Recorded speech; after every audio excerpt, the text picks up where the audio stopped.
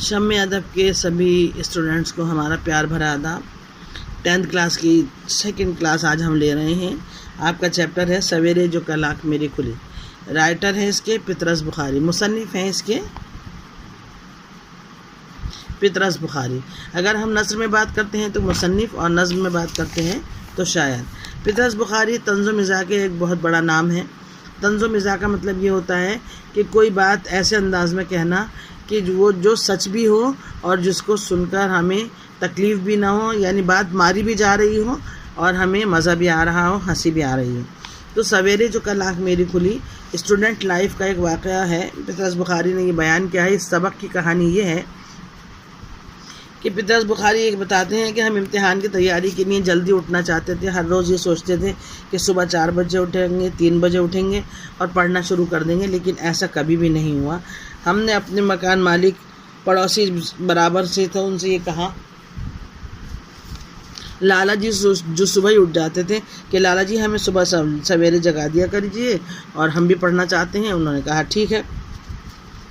लाला जी ने 3 बजे जगाया। इस तरह के दरवाज़ा भी इतनी ज़ोर से मुक्के मारे कि वो सोते सोते समझे कि ज़लज़ला आ गया। उनकी सुराही पर से गिलास गिर गया और टेबल पर से जब आप पढ़ेंगे तो अंदाज़ा होगा कितनी अच्छी मंजर कशी की है कि ये गिर गया और वो गिर गया। उन्होंने कहा अच्छा लाला जी हम जाग गए, ठीक है। लाला जी इत्मीनान से चले गए और वो फिर लिहाफ लेके सो गए।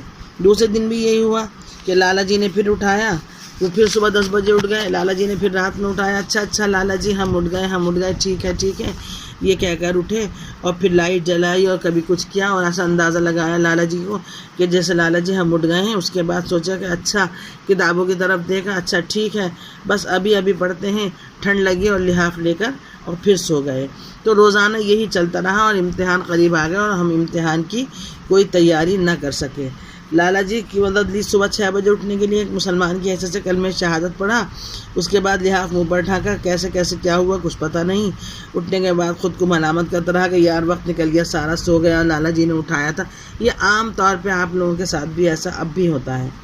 तीसरे दिन लाला जी ने अपनी ड्यूटी निभाई। हमने उनका शुक्रिया अदा किया और फिर वही हुआ जो रोज़ होता था। अलबत्ता अपने मामूल में थोड़ी सी तब्दीली आई। जागना, अच्छा लाला जी अच्छा। और जब हम सो गए और लाला जी ने पूछा क्या कर रहे थे तो हमने उनसे कह दिया हम तो नमाज़ पढ़ रहे थे। तो ये एक पितरस बुखारी का बहुत अच्छा मजमून है जिसमें उन्होंने ये बताया है कि बच्चे इम्तिहानात के दिनों में क्या सोचते हैं और वो क्या कर पाते हैं और नींद जो है वो हमें किस तरह बहका देती है।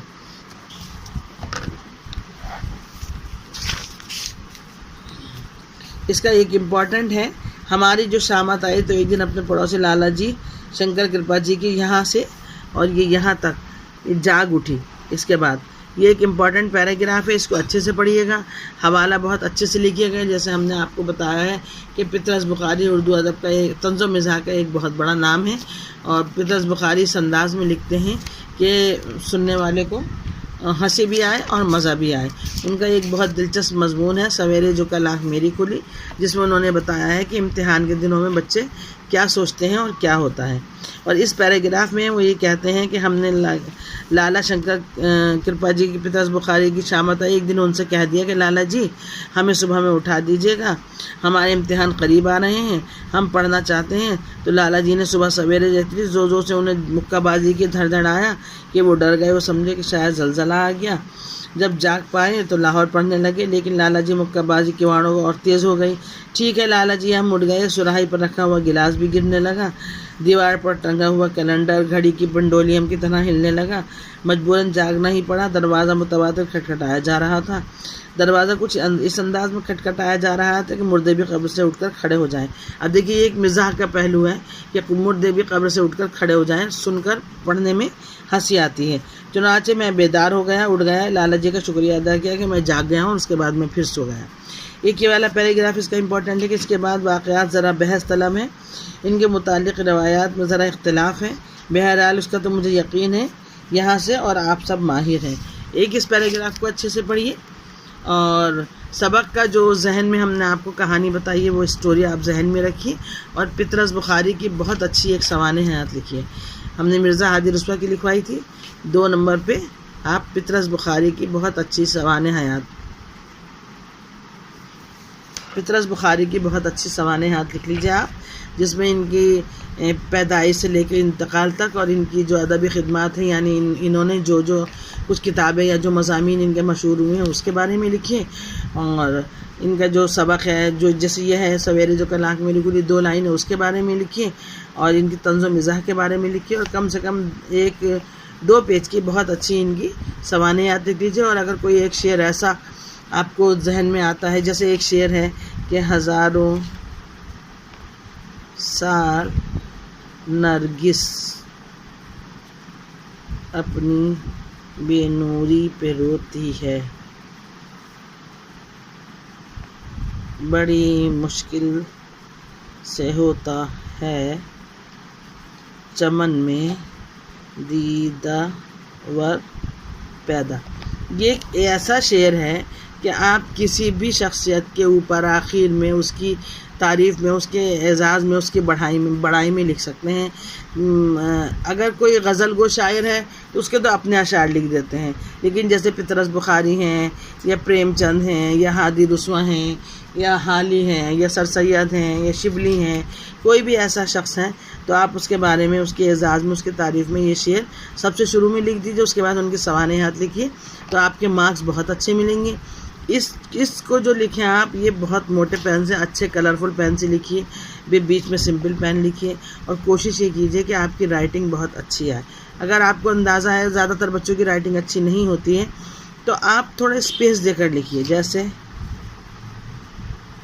पितरस लिख लिया, अब बुखारी में जैसे हिंदी में लिखते हैं, बुखारी उर्दू तंज़ो मज़ाह का एक